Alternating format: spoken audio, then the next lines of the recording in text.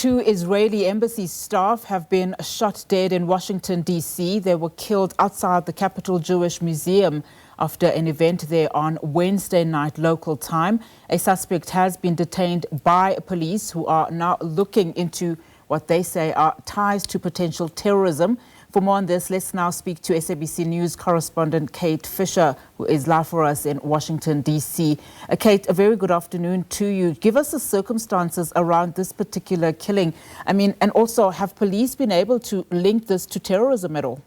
Yeah, we still don't know a huge amount. What I can tell you is that there is a suspect in custody, 30-year-old Elias Rodriguez, who comes from Chicago. And we know that this morning there were officers searching the apartment block that we believe he lived in Chicago. We understand that last night, just after 9 p.m., the suspect was seen pacing outside the Capitol Jewish Museum, which is about a block behind me down here in downtown D.C. We're surrounded by lots of federal buildings. He was pacing outside it, and then as 4 people came out of the event, 4 young people, this event was for young foreign policy workers in Washington. They exited, and he approached the group of 4, shooting and killing 2 of them. He then went inside the museum, where he was detained by security staff, and he was heard saying free Palestine, and then police arrived and arrested him. We don't yet know whether he specifically targeted the victims or whether he was just targeting that event. As I say, it was for young foreign policy diplomats working in Washington, D.C.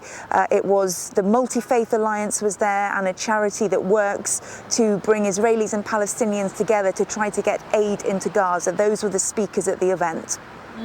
And what comment has been coming from the White House? What did President Donald Trump have to say?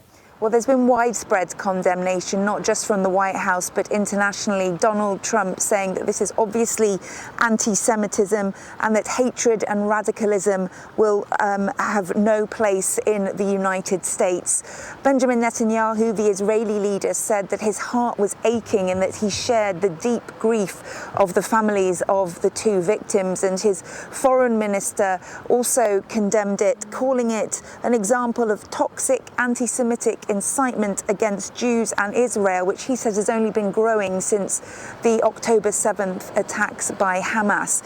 So widespread condemnation also from Democratic lawmakers here. There's been no difference along party lines.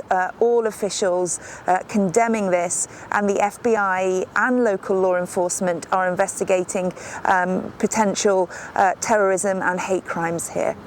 All right, Kate, thank you so much for that. Really do appreciate it. Kate Fisher there for us live in Washington, D.C.